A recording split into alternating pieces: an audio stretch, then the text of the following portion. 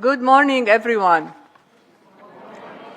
And thank you all for joining us today. Of course, this is the annual town hall with civil society on the margins of the 70th session of the Commission on the Status of Women. On your behalf and mine, I welcome the Secretary-General of the United Nations, Mr. António Guterres, to this important discussion with all of you.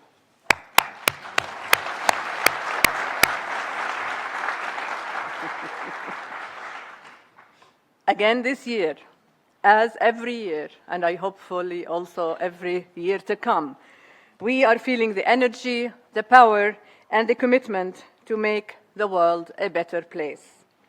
And I'm looking to this room this morning. I see the diversity we should be seeing in all rooms.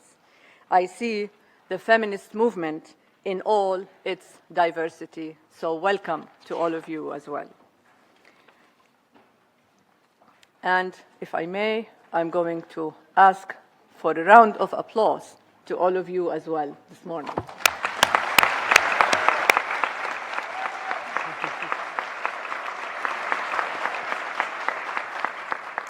Dear friends, dear feminists, we support your relentless fights for making the world a better place for people and planet, and we join you in that effort. I know many of our sisters and colleagues could not join us in person this year.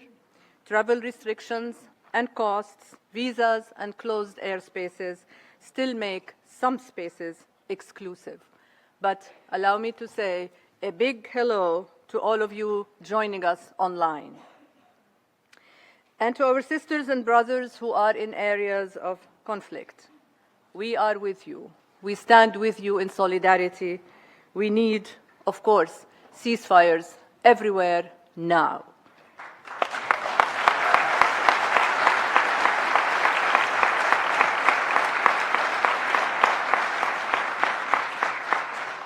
Dear friends, dear feminists, despite the challenges, CSW remains an important space for all of us. In the first 2 days of the Commission's 70th session, over 3,000 civil society partners have collected their passes, showcasing how critical this space remains, and it will continue to be critical. Friends, we are meeting during the 70th session of the Commission under the priority theme, Access to Justice, as you all know. Yesterday, Member States formally adopted the agreed conclusions for the first time in 70 years by a vote of a vast majority in favor. The fact that the Commission, for the first time in its history, went to a vote tells us about the headwinds that we are all facing. But for those in the room, we saw and heard through loud applause that the pushback against the pushback is just as strong, if not stronger.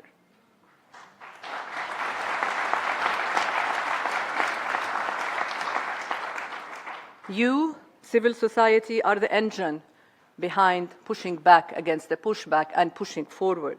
You are the drivers of changes, on the forefront of conflict resolution, of climate action, and of pushing for progress and sustainable development.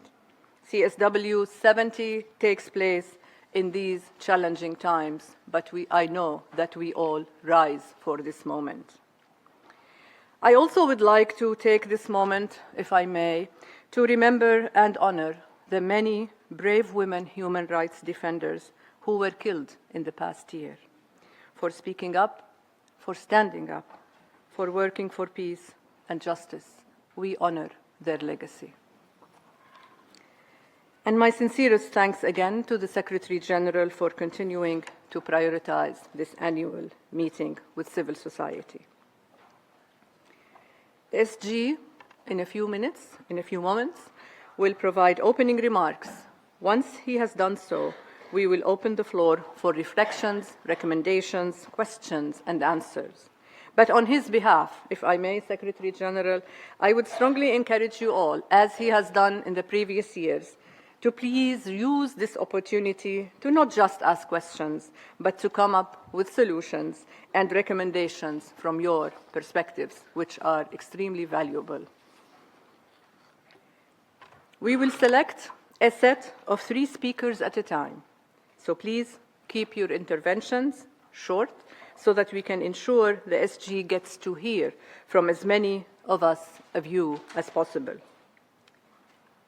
I now invite the Secretary-General of the United Nations to deliver his remarks. Secretary-General.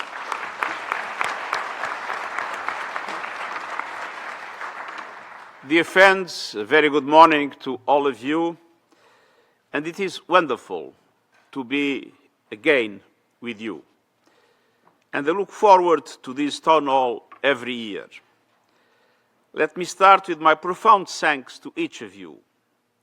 You are on the front lines every day, defending hard-won rights for women and girls, opening new doors, building coalitions when societies are being pulled apart. And I know that that work is not easy, that it comes at a price. You may face, and many of you are facing, threats, intimidation, and harassment. When you push for change, you are pushing against the patriarchy, and the patriarchy is pushing back. We still live in a male-dominated world with a male-dominated culture, and gender equality is fundamentally a question of power.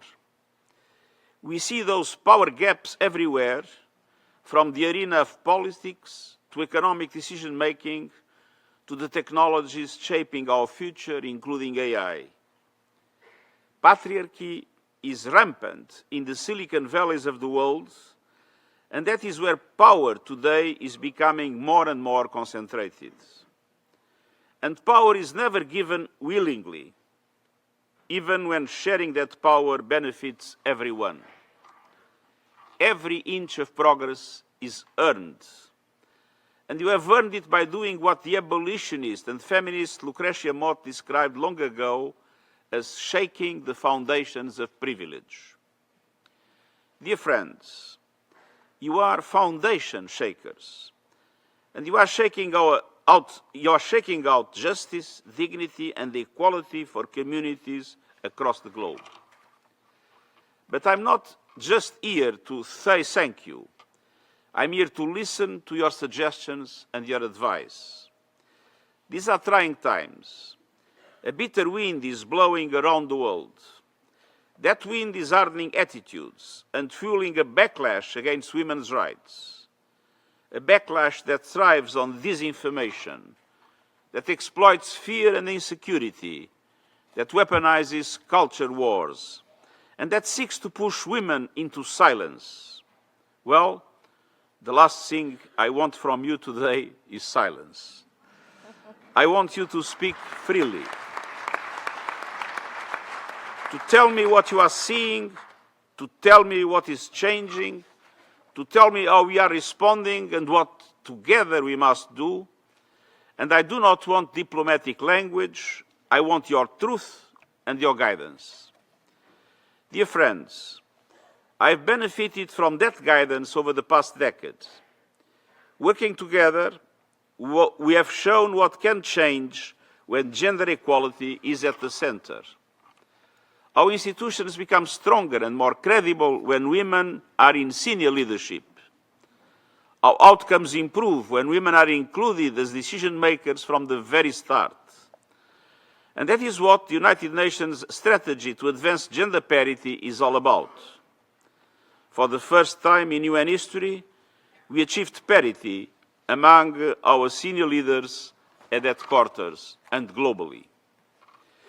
Parity among our top representatives around the world. Parity at the professional levels. And it has paid dividends for everyone, improving our work, bolstering our legitimacy, and enhancing our ability to serve people. And here I'd like to give you an explanation. Looking at 160 high-level officials of the UN, We were at about 30% of women 10 years ago. We are now at full parity, with a little bit more women than men.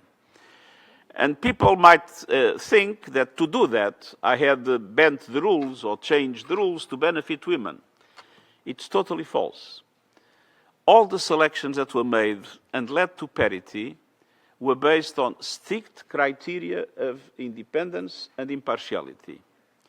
The difference was when women believe that there is an effective opportunity and come forward, indeed, we discover that in a very clear majority in this case, the best candidates were women.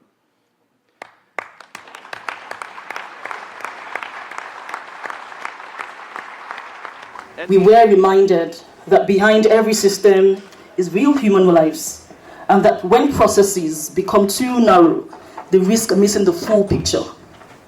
We heard about the need for systems to evolve, to improve, especially as AI continues to shape our future.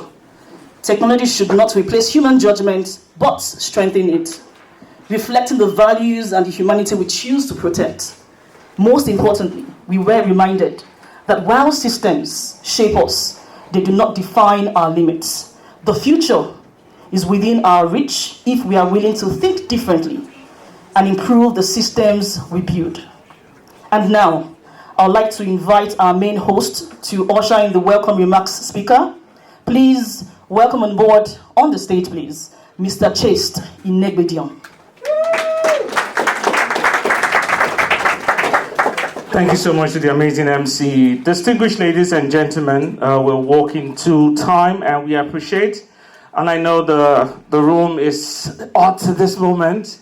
It's just to show you the amount of expectations that we have in the room. But like to not talk any much further, I would like to introduce someone special. I have so many moms in the room, and CSW has been a mecca of sort for me every year, making sure at least it's a time for us to celebrate women and the male allies in the room. Why we have created the Handshake Summit Awards is to recognize these women and male allies, and also to let you understand that we have different people in the room who will be speaking about some amazing topic. But truly, every time I come to the CSW, there's one special person who has started the momentum for me, who is Awa Taylor Kamara Diallo, an amazing woman who has supported every young person in the room to do that. But beyond that, I also have another amazing woman, Dr. Jumai Amadu. Anytime you see me with a UN badge, that woman has made that possible, not just at the UN, but also at the World Bank meeting. But today, I'm not talking just about these two amazing mothers of mine and the other women in the room, but I want to introduce a woman who is making her debut at CSW 2026 this year. Her name is Mrs. Olufumlola Muitea Disu, who happens to be the National President, Police Officers' Wife Association, POA, and the Deputy Director at the Lagos State Ministry of Health, and also the wife of the newly Inspector-General of Police in Nigeria. A round of applause for this amazing woman as she gives her opening remarks, and she's letting us know in the room that she's here to collaborate. So if you have those amazing ideas, if you are in the space of making sure these women are more celebrated beyond power, this is the time to bring those ideas on. And I also see Abosede in the room. This is another amazing woman who has been creating stories for women in that platform. But let us take this opening remark from Madam. Thank you, Your Excellency, for coming.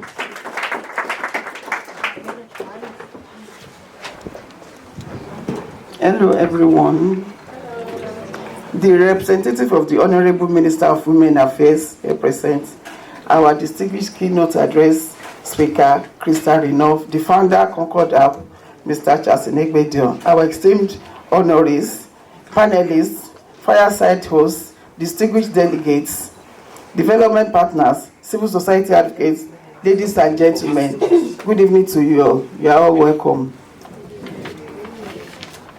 It is my great honor to join distinguished leaders, development partners, civil society organizations, and advocate for gender equality, at this important gathering on the sidelines of the 70th United Nations Commission on the Status of Women.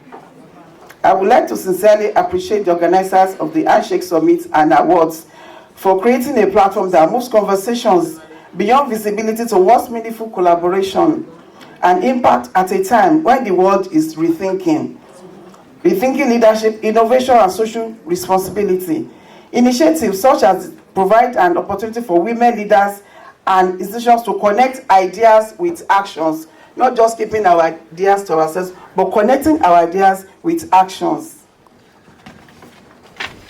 I bring warm greetings from the Police Officers' Wives Association, an organization that has for decades remained deeply committed to the welfare, empowerment, and social advancement of women, children, and families within and beyond policing community.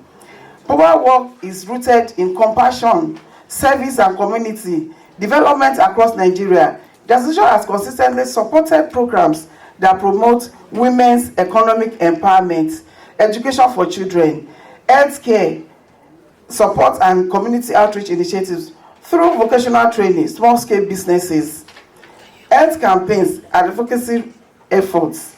Power has contributed to improve the lives of countless families, particularly those connected to the law enforcement officers. As someone who has recently assumed office, I consider it both privilege and responsibility to build up the strong legacy established by my predecessors. My vision is to strengthen the association, impact by expanding partnerships, support initiatives that uplift women. It's the partnership that brought me here to seek for your partnership.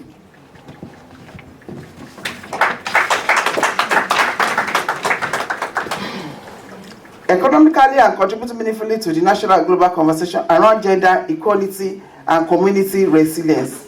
Events such as this summit remind us that no single organization can achieve transformation alone. It has to be jointly achieved. Progress happens when institutions, civil society organizations, government, and innovators come together to share knowledge, resources, and commitments. I'm particularly encouraged by the emphasis of this platform on partnership, accountability, and investment pathways for women-led initiatives. Women across the world are not lacking in ideas, creativity, or leadership capacity, but what many need are opportunities, networks, and enabling systems to allow those ideas to grow into sustainable solutions. If we have ideas and we don't develop, if we don't allow it to grow, it will die in us. This is why collaborative platforms like the Handshake Summit are so important. They create the connections that turn good intentions into measurable impacts. I congratulate the organizers once again for convening this important dialogue, and I wish everyone a productive and impactful summit. Thank you so much. God bless you all.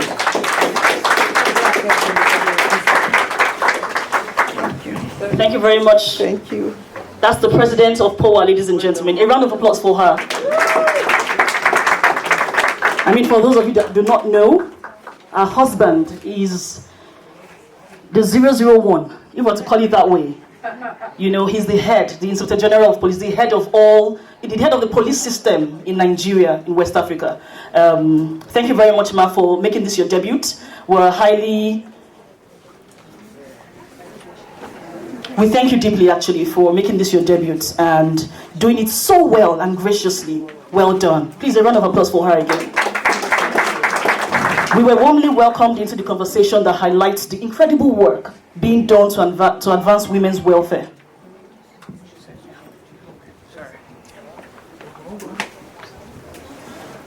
Yeah, she did welcome us well and highlighted the incredible work being done by women, and of course the work being done to advance women's welfare, particularly through partnership and collaboration.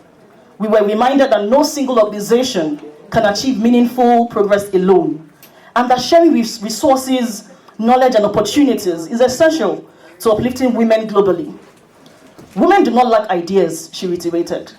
What is often needed are opportunities and enabling systems that allow those ideas to flourish.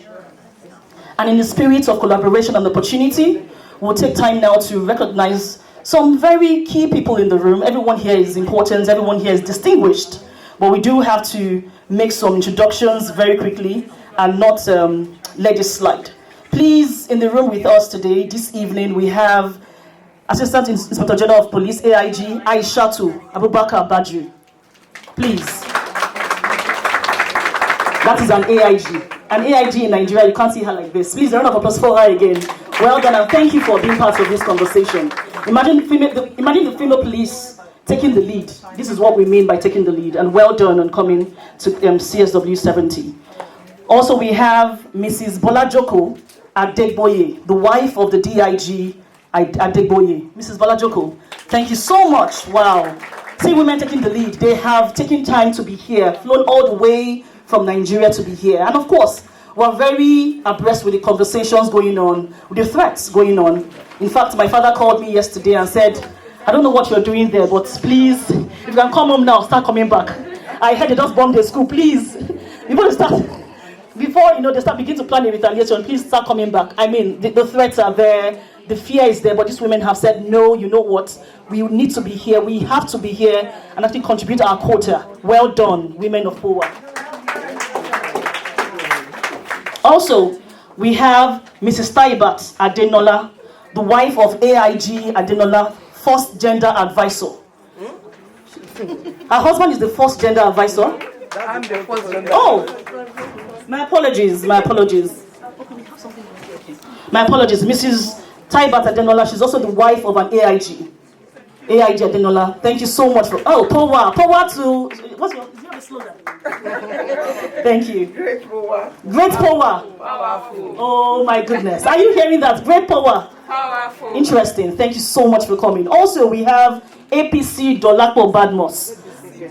ACP. Oh well, it happens. So we have ACP Dolapo Badmos. Is she here, please? Yes. Oh wow. She's indeed an ACP. She actually called my attention, to actually make this recognition. Thank you so much for coming all the way. Thank you. So, I think that'll be all for now. At this point, we'll need to transit to the panel session ASAP. We do have our host who will be moderating this panel session. The conversations are rich. We have people across different industries. I implore you all to please sit down, just relax, join the conversation, get ahead of it, ask your questions by all means. We are about to be thrilled by conversations that would steer our affairs going forward. Ladies and gentlemen, once again, welcome to CSW 70 and the Handshake Summit. At this point, I would hand over the microphone. I should call all of them. Oh, interesting. Just to make sure the conversation is clear, and we are calling on all the panelists for the session. And I'd like you to remember that we have honorees in the room. These are amazing 10 people who have taken their time to be here and also to make this event a memorable one. Please do bear with us, and we would like to make this fast as possible. So my name is Chase on behalf of the Concord Hub, the Semaphone Foundation, and our partners at the Mothership, Kaleidoscope Business Project, Water Light Save Initiative, Airline Foundation for the Needy Abuja, and the Idaiki Initiative. I welcome you to this high-level panel on AI-driven climate leadership and deal-making for women's prosperity. We gather here tonight at a pivotal moment. The 70th UN Commission on the Status of Women has brought us together. But the question we must answer is this: what happens after we leave this room? For too long, women-led climate initiatives have been rich in vision, but poor in access to capital, access to decision-making tables, access to the relationship that turn ideas into scalable ventures. We're not just giving awards tonight, we're not just having conversation, we want to make it possible for us to be able to build that connection that will continue to grow, not just in our home country, but beyond. Tonight, we're not here for another conversation, we are here for connection. We're here for contracts. We're here to demonstrate that when we apply relationship intelligence, digital trust infrastructure, and intentional deal-making to women's climate leadership, the result is not just impact, it's prosperity. Our panelists represent the entire ecosystem, venture ecosystem, enterprise technology, grassroots community leadership, institutional finance, immersive digital infrastructure, government policy, and global South advocacy. Each brings a piece of the puzzle. Together we would assemble a replica model for how trust, not proximity, becomes the driver of climate collaboration. And I'm happy to have my friend in the room, Abiola Olatokunbo. Thank you for joining us tonight. Let me introduce them briefly, our panelists. Joy, who is the Regional Manager for Africa World Energy Council. We also have Jessica Sophia Wong. Jessica, if you're in the room, please come to the stage. Thank you. A round of applause for Jessica.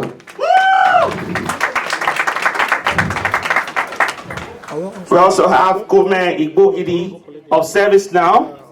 We also have Richard Ojuri, who has come all the way from M&T Bank to honor us this evening. A round of applause for him, please. We also have Charlene Nichols from the Omniverse City, who is building immersive AI-powered ecosystem. Charlene, join us on stage, please. We also have Lisa Fansfield Franco, Secretary of Education, New York State, Advisory Committee on Cryptocurrency and Digital Finance, who will be bringing global and government perspective to fintech and climate innovation. A round of applause for her, please. We have Banet Torunka, who is founder of Benny Global, and who is also an IBTK Girl champion, who will be talking about championing eco-friendly period initiative and issuing a call to end period poverty in the global south. We also have Adeya Ori Ngozi Chuka, who is a consultant in development strategy, a solid mineral advisor to the Taraba State government.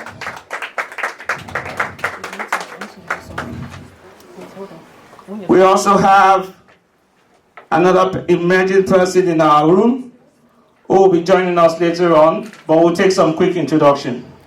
Quick one. Thank you so much, Mr. Chist. Joining us this evening also is Her Excellency Erelu Ngozi Adeleke, wife of the Governor of Osun State. She's in the room this evening. Please, a round of applause, please. A round of applause. Thank you so much for joining us. Also, we have Ms. Abe Jawando, the representative of the Honorable Minister of Women Affairs and Social Development. Ms. Abe Jawando. Thank you. And as part of the introduction, we also have Ambassador Soa from the Embassy of Sierra Leone. Thank you so much for joining us here. Thank you, everyone. Distinguished delegates, honored leaders, and members of the global community, good evening. My name is Crystal Renoff, and I'm the founder and chief executive officer of the Mothership, an artificial intelligence company dedicated to building ethical technology that helps institutions understand risk, instability, and human context earlier, before crisis occurs. But before there was a company, before there was a platform or a vision, I was simply a child inside the child welfare system. At 3 years old, I entered foster care, and by 6, I was adopted. Those early years taught me something I will never forget. Systems make decisions that shape people's lives. And when those systems fail, the consequences people carry will be for generations. Many of us in this room work inside institutions built to protect people. Healthcare systems, justice systems, social systems, governments. But too often, those systems respond only after something has already gone wrong. After somebody becomes sick. After a family falls into crisis. After violence has already claimed a life. Years after I left that system, my brother Isaiah was taken from us through violence. Losing Isaiah changed the way that I see the world. In the years that followed, I waited for answers, for justice, for understanding. And in waiting, a question grew inside of me. Not just how did this happen, but something much more deeper. Why do our systems respond to tragedy instead of preventing it? Because the truth is this: most crises do not appear without warning. They are preceded by signals, by patterns, by moments where a different choice made earlier could have changed everything. And yet those signals remain hidden, buried in fragmented data, disconnected institutions, and processes too narrow to see the full picture. That realization launched a mission. Not to criticize the systems we live in, but to imagine how they might evolve. For the first time, we have technology capable of helping institutions recognize patterns earlier, understand risk more clearly, and act before it becomes a catastrophe. But technology alone will not determine our future. Ethics will. AI is evolving faster than our moral frameworks. The real question is not whether we can build powerful technology. It's whether we can build technology that reflects our highest values. Technology that respects dignity. Technology that strengthens human judgment, not replaces it. That conviction became the foundation of the mothership. Through Selena, we are building a prevention-centered intelligence layer, not to replace people, but to help them see earlier, understand more clearly, and act before harm occurs. In healthcare, these signals mean catching risk before escalation. In human services, it means recognizing instability before a family reaches crisis. Prevention is not abstract. It is measurable. It is achievable. It is observable. None of this happens without leadership. None of this without courage. Each of us face a choice to maintain the structures we inherited or to build new ones. Capital guided by vision and ethics becomes the fuel that allows solutions to scale.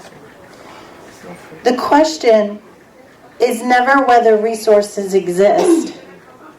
It's whether we direct them towards systems that can uplift our humanity. This is why this moment matters. Why here? Why now? Because every person in this room knows somebody who has lived through a system that arrived too late. Imagine if those signals had been seen earlier. Imagine systems designed to stabilize lives before crisis, not after. The future is within our reach, but it demands we think differently. We build differently. My own life has taught me that systems may shape us, but they do not determine our limits. A child who once lived inside the child welfare system can grow up to build systems designed to improve it. The future will not be defined by the technologies we invent. It will be defined by the humanity we choose to protect. If we build wisely, if we lead with both intelligence and integrity, then the generation that inherits will create a world where we live in, which isn't simply reacting to tragedy. It will prevent it. Thank you. So I think that would be one of the tricks. Another thing is AI can do a lot of matching. So there's a lot of AI tools nowadays that you can use.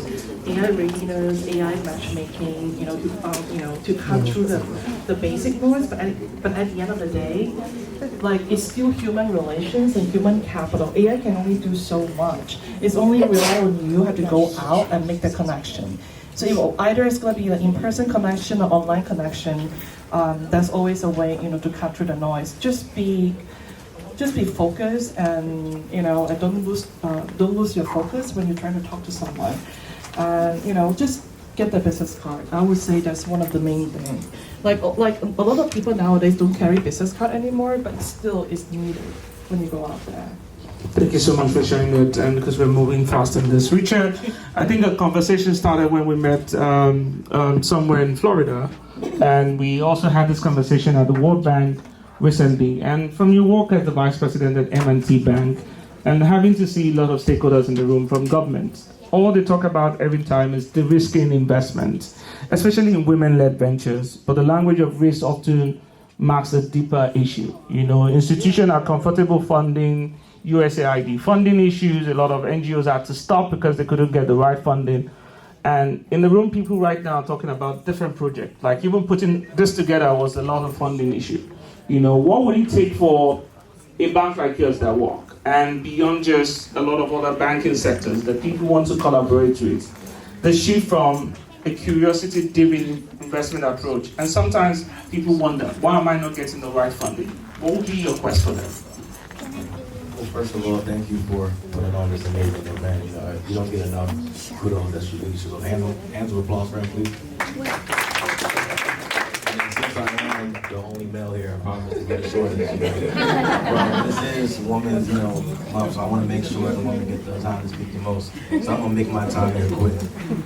Yes, me being a banker representing a bank like M&T Bank, I think first we need to not be naive, right? I do understand that there is a investment gap when it comes to women-led initiatives. I'm not naive to that, right? But I think we need to stop putting women initiatives as a charity, right? I think we need to start being a little bit more attacking and giving your details, talking about revenue, talking about your how you guys are making money.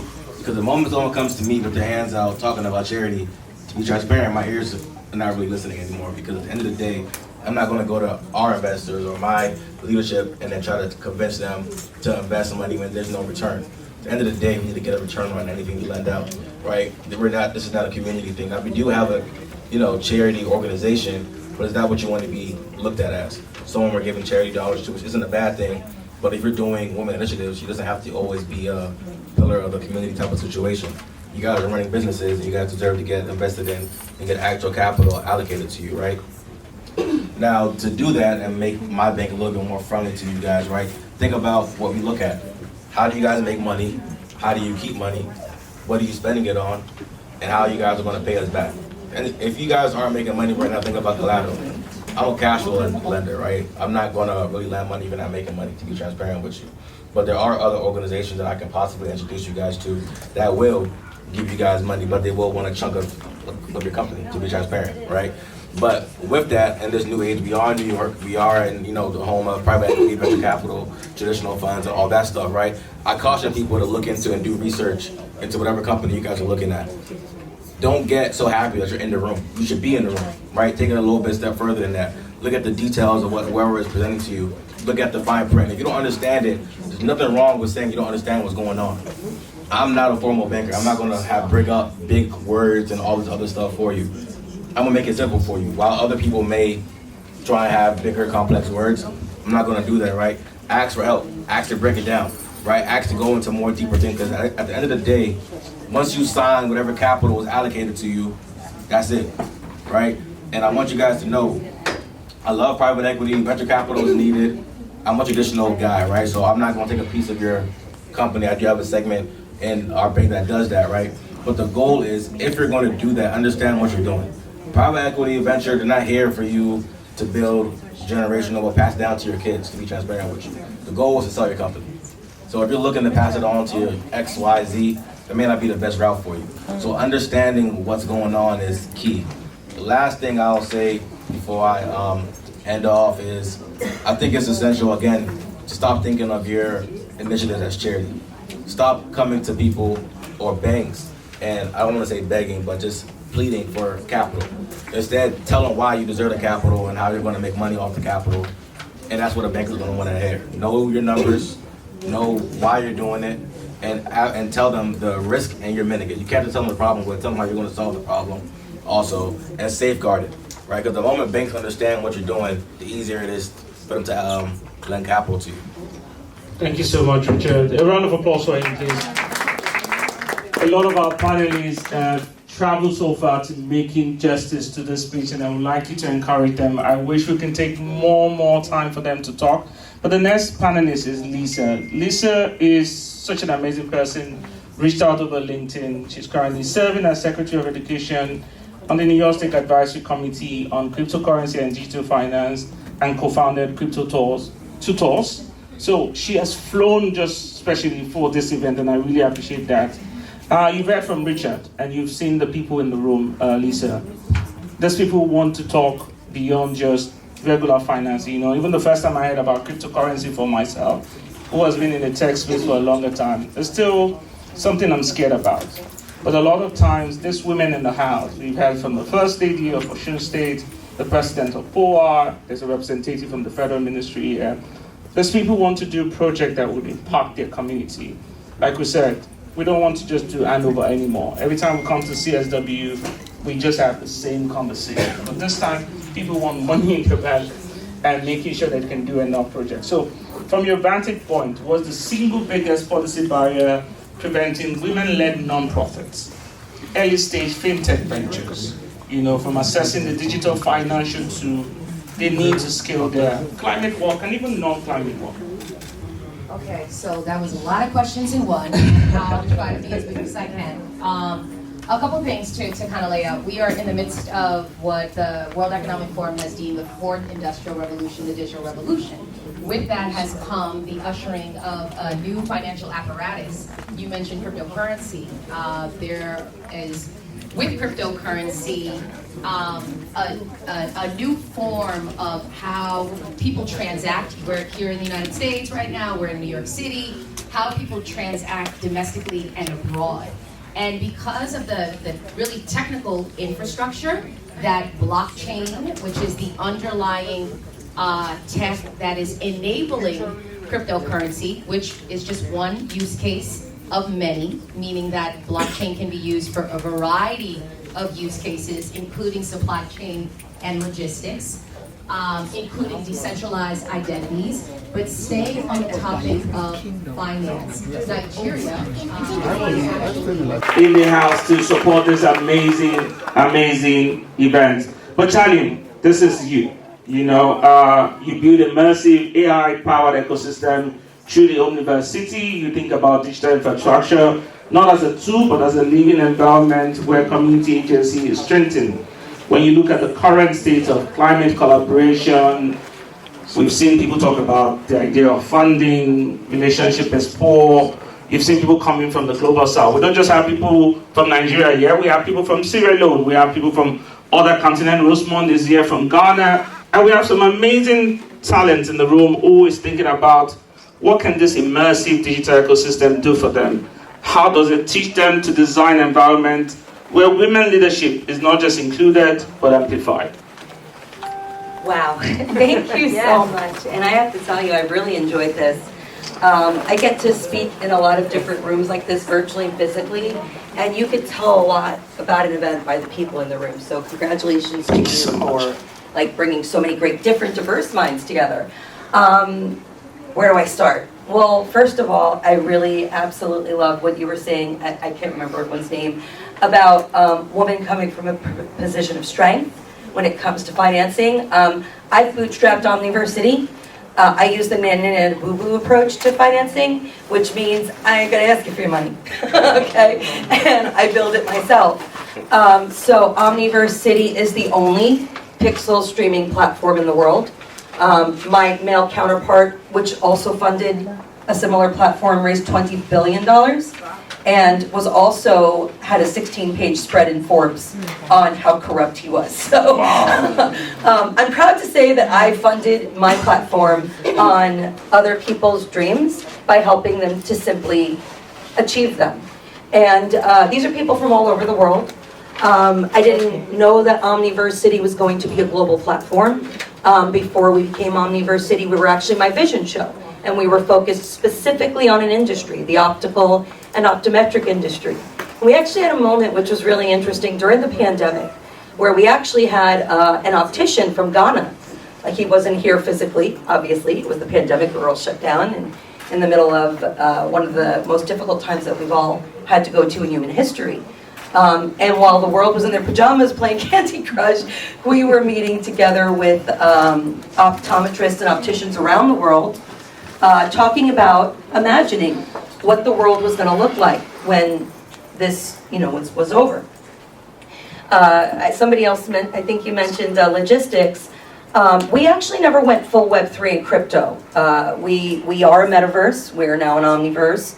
We're using game currencies. We're integrated with Fortnite. We've done a lot of unique things.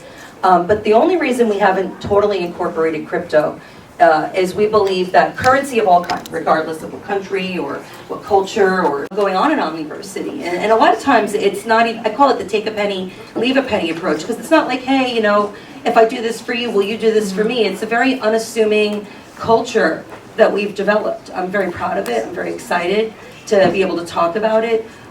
One of the projects we're working on right now is with, I'm not ashamed to say I never heard of the diaspora before. I was recently introduced to this idea and this culture and this community and all these people that work so hard, working with different countries here, countries in Africa, and then cities here in the US working together for their communities. And it's something I've been exposed to because we are building digital twins. We're building digital twin models. We're building simulators. I know a lot of times you hear these words, and the first time you hear it, you're like, immersive world, what is that? And then you hear it again and again and again, and it starts to make sense. We all live somewhere, okay? and wherever we live, typically is our proximity. And the culture that we adopt throughout our lives are a result of the culture and the proximity around us. But what if there was a new space? A lot of people like to call it a third space, but I like to call it a new space, where we can all come together without really assuming which culture or which idea is the governing idea, right? And we all just simply receive each other's talents, innovations, capabilities, and we don't really do it in a way that's very specific, like project-based or result-based. We just simply let that breathe. If you really think about it, how many times in life have we really had that, other than maybe home, right? Our parents hopefully created a space for us, and if we didn't have parents, I heard someone early on the keynote really touched me because I can relate to you. I actually have a similar story. And we have to remember that there are people that have experienced some of the most traumatic things that life, I'm getting choked up just saying it, can throw at you. And sometimes that breaks a person, but sometimes it empowers them. And it's the people, no matter where they are, from anywhere in the world, that stand up to show that anything is possible, that truly inspire change. And that's what I'm so happy here to share with each of you today. Thank you so much, thank you. This is truly an emotional moment, and we really appreciate you sharing this. And I would not even take credit for this. I remember a time I was speaking to Mama Hawa, actually inspired this. I had to take her to the Black Tech Week. And the question for her, a retired UN official, worked a couple of years in the civil society space. What am I doing in the tech space? Why are you taking me to Houston for a Black Tech Week, for example?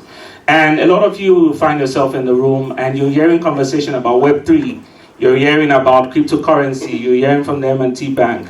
And I was speaking to Abiola this afternoon, and we're like, in the diaspora, which you said you're just hearing for the first time, the conversation is, we don't just want to be talking about, I've been in the sanitary space for 10 years now. We go community, distribute pads, we're planting trees, but we're in the level of digital innovations. A lot of time people are coming to say, what type of project can I create? Is there a mobile app?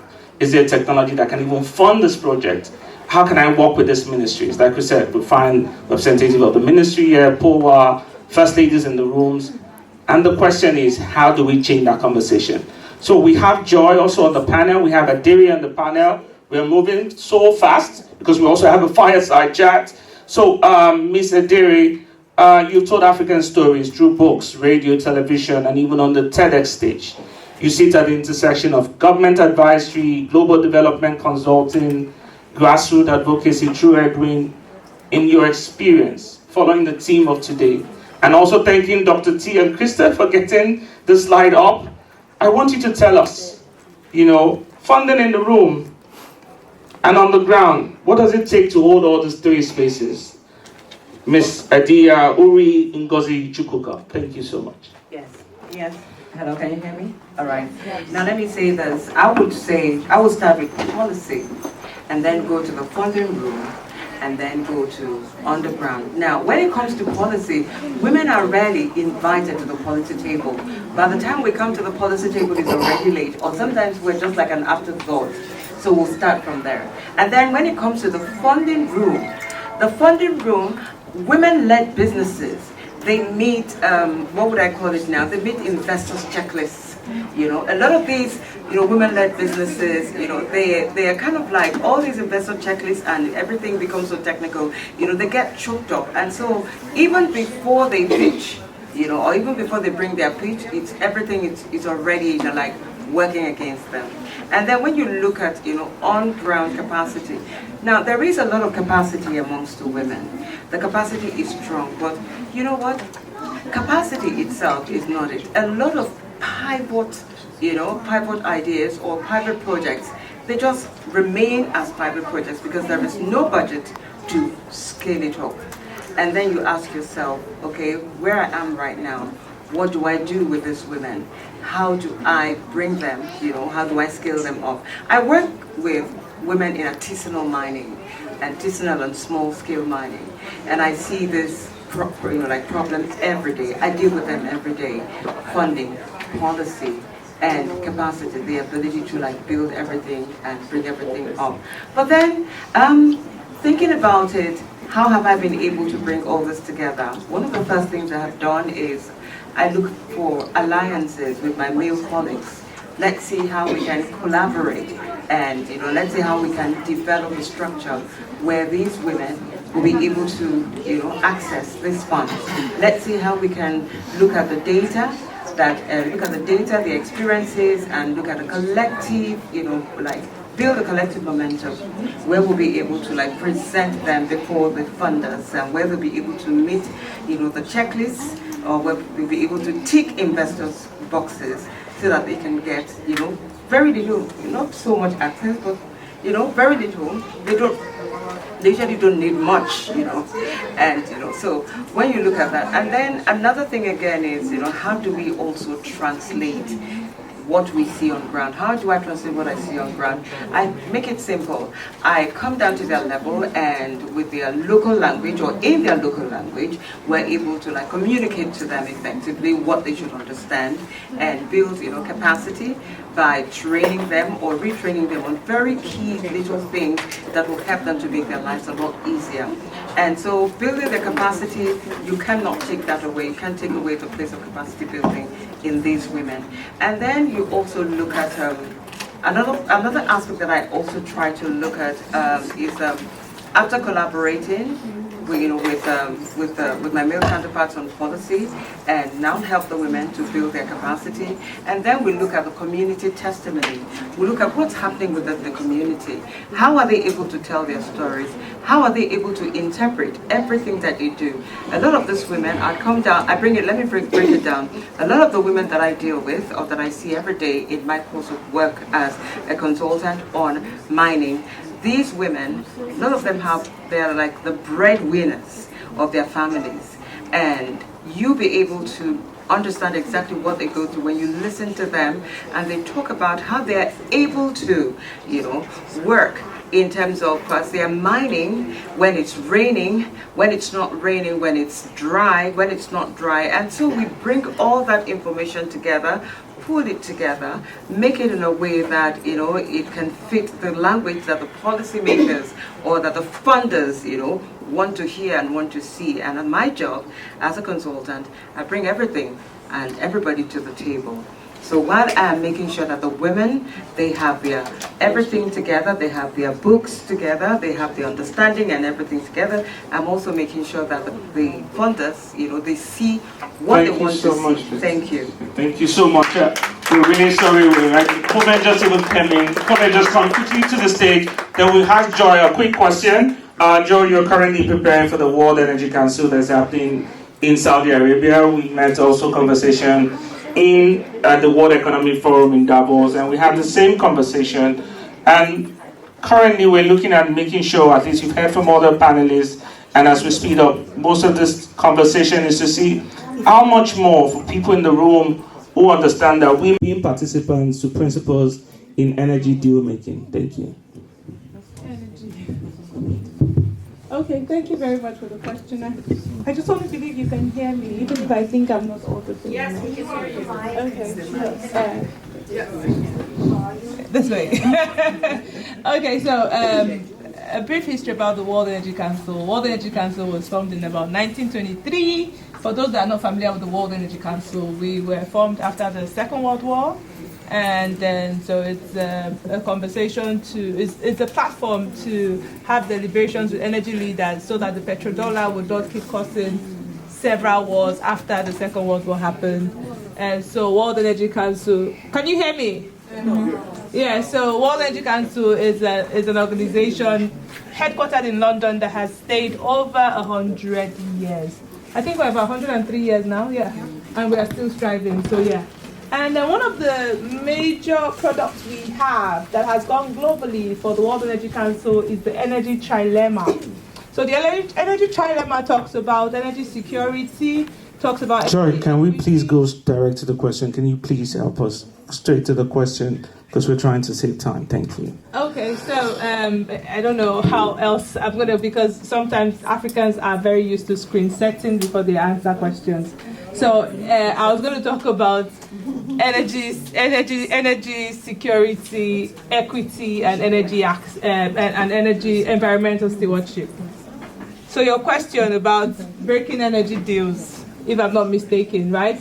So we need to first of all find out where are the bottlenecks, where are the gaps. We don't break deals where there are no opportunities. So identify the opportunities and talk about breaking deals. So I would, out of the three factors in the energy trilemma, I would want to anchor on the environmental sustainability, the reason why we are here, AI for climate and all of that. A lot of us, I don't know the diversity in the room, a lot of us are not very aware about the carbon management and carbon accounting. So this scope 1, scope 2, scope 3, there's an opportunity there for people to learn because of ESG reporting and access to finance. Organizations do not have access to finance. One of the major bottlenecks is because they do not have proper carbon management accounting, and that's an opportunity. So my job on this panel here is to highlight opportunities within the energy value chain and how it's linked to climate and then innovation. So in my portfolio as Regional Manager Africa, we understand that Africa has less than 3.5% emission globally in our statistics, and in that way, is climate really our problem? When we have more than 600 million people without access to electricity, and over 900 million people in the region without access to clean cooking. So it's a call to action to say for all the technology innovators in the house, there are a lot of bottlenecks that needs to be mitigated. And the issue here is how do we solve our energy access gap? So I think that's where the opportunity lies. So all the artificial intelligence that you have, if you want to come into our country to make deals or come into our region to make deals, our major problem is energy access. While we've learned from the West to help mitigate the climate nuances, but we also need to also solve energy access gap. So any technological innovation, any new ideas will be very much welcomed by the World Energy Council and will help you propagate it across our member countries. Thank you very much. Thank you so much, Joy. Round of applause to her, please. We'll quickly go to Komen because by 8 we need to be out of here. Komen works at the service now as a product manager. She did amazingly at one of our sessions at the World Bank. You sit at the intersection of enterprise technology and climate governance. How do you take enterprise-grade platforms? We have non-profits in the house, we have tech founders, we have government officials, permanent missions to the United Nations are all in the room. What would you see as partnership, especially when leveraging technology? Thank you very much. I have a question for everyone, and with a show of hands, how many people come through meetings like this, be it at the UN or World Bank, and you get to network with people who do something similar with you? Show of hands. Great. How many of you have tasks that you want to do after the meetings and you put them down? Show of hands. How many of you remember the tasks that you put in to do last year if you were here at CSW 69? How many of you fulfilled those tasks? Great. How many of you got tired following up either with emails or manually searching for things? Great. So this is exactly what happens to every one of us in our day-to-day operation. We come into meetings like this because we want to network, we want to move forward, we want to do things better. But you see that when you come in here, there's already a manual system that we're used to today. You want to meet with someone, you want to exchange contacts. Now you have to go back and manually reach out to them, manually follow up. I work in an organization that builds enterprise software, helping people move their workflows better. How can you utilize softwares like that? When you go back, what you should be doing in today's digital age is utilizing AI to make your work better. So your emails should be automated. Your meetings should be recorded. When you partner with artificial intelligence, because that's the digital age that we are. So gone are the days where you have to go into meetings and you're taking a lot of notes. That was happening some 5 years ago. Today, you get into meetings, you're recording. Why? Because you have AI tools that you can partner with to do things better.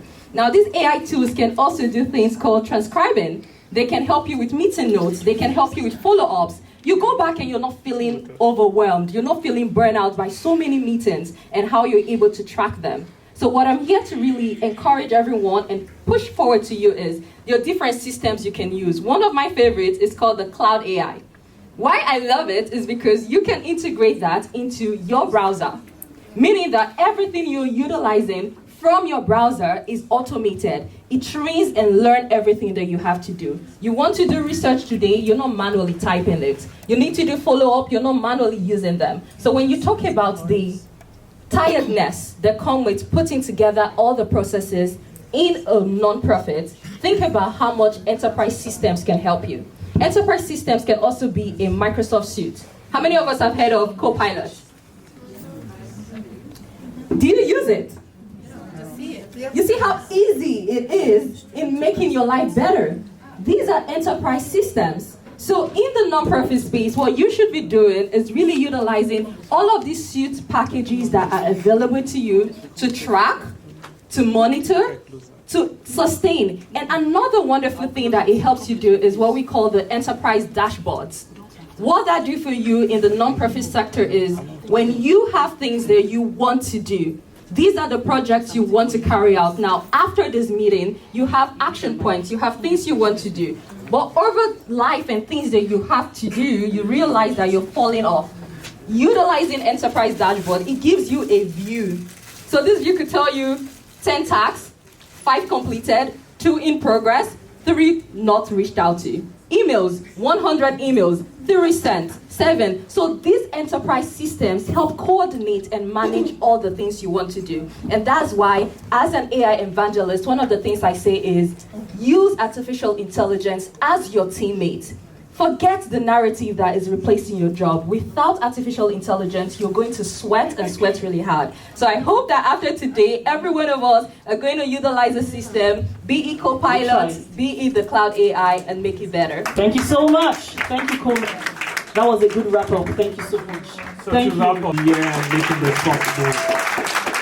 And there's Gay Davis by the station for signing station to connect with all of these panelists. Follow them on their social media, and I appreciate them. Thank you so much. Thank you so much. Please, a round of applause for the panelists. Now, this is the tension that we're talking about here, right? And I think, in the interest of time, I want to come quickly into what we're thinking about what is that leadership quality. So, Tara, given the fact that you have such an amazing career and leadership experience, we want to hear from you. What do you think is this one irreducible core in terms of leadership that we should really be thinking about and making sure that we're investing in? What an excellent question. Thank you so very much. And I want to reflect on one of the speakers, Crystal, our keynote speaker from earlier. AI cannot replace the human experience. Do something that's collaborative so we can actually reimagine that future together. I'm so glad that you spoke about collaboration, because I want to say to everyone, we would like to move beyond this conversation tonight, and with that, we're going to ask that you stop by outside at the signing station to formalize a Partners in Progress. So we're all going to commit to collaborating moving forward. That's right. Thank you. Dr. Imafidon.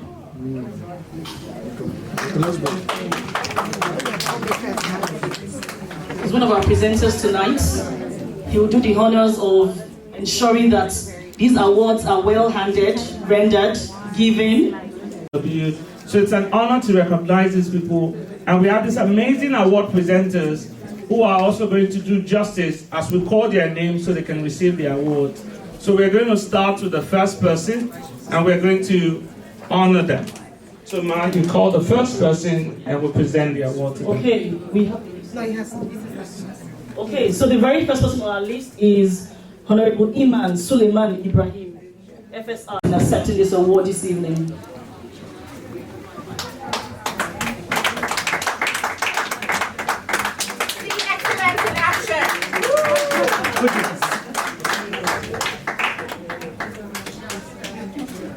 Coming up next is Her Excellency, Ambassador Irelu Ngozi Abeni Adeleke, founder Esther Adeleke Humanitarian Foundation, and the wife of the Executive Governor of Osun State.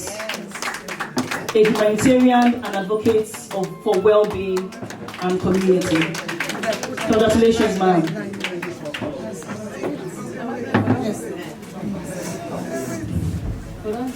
Congratulations. Congratulations. Coming up next.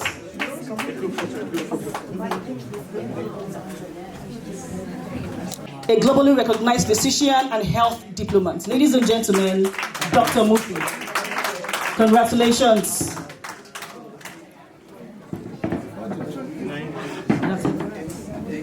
Thank you. Please, Africa's finest. I don't want to take the mic. I just want to say that next year when we do this, please announce us strong and phenomenal women as women. I am not the wife of anybody. Yes. You have to say those men are lucky enough to be married to us. Thank you so much. Africa's finest, ladies and gentlemen. Okay, thank you so much. Coming up next is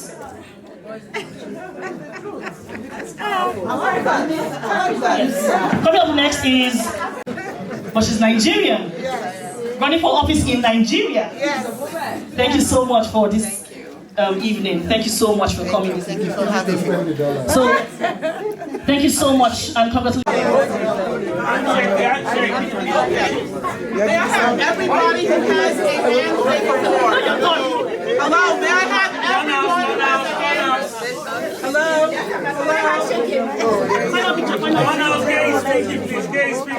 Now have everyone come together that's doing a handshake award. Okay, this is what I would like. But no, turn around. Please, can you join? This way. This way. And put your award in your other hand. Mama Hawa?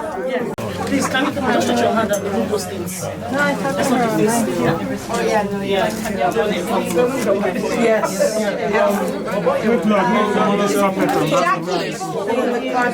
Jackie, look, please, let's not. Let's remove this carpet. I should take help of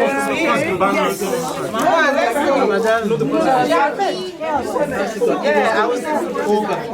It's okay.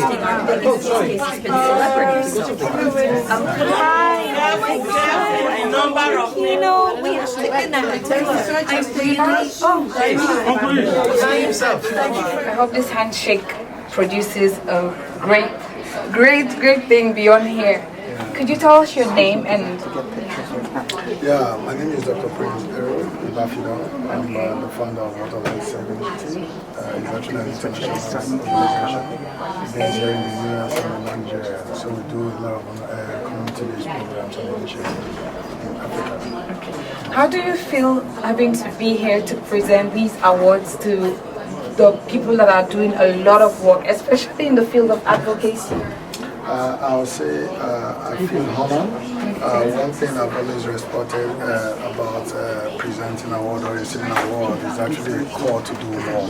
Okay. Because it's basically based on where we are now, we're nominated to do that, or called to take those responsibilities. Exactly. And it's our responsibility to that we'll make sure we don't fail those that trust in us or believes in us and in what we represent. So I would see this as a call to do more and a call to always want to continue doing the good work we are doing and not relent on it. Indeed. Yeah. Thank you so much, sir. Thank you for having me. Thank you.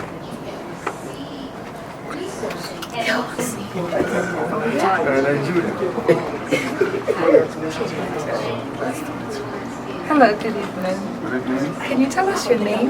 Dr. Okay.